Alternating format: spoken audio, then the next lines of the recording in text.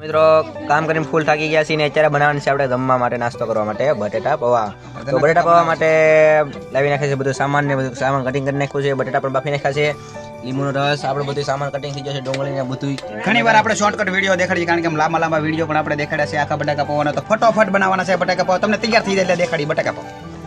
આ છે આખા આપણે પૌવા આપણે પલાળી દીધા છે અને સુકવા મેગી દીધા છે અને બધું આપણે કામકાજ શરૂ થઈ ગયું.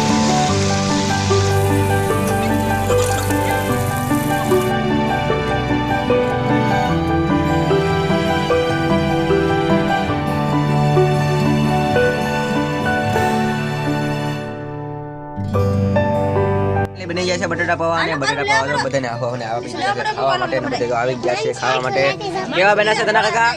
બટેટા પૌવા કેવા બન્યા છે? એક નંબર તો જામી ગયા છે કાકાને ખાઈ લેવા છે. તો આપણે પણ ખાઈ લઈએ જલ્દીથી. ચાલો કોમેન્ટમાં કરો તમને કેમ લાગ્યા છે બટેટા પૌવા.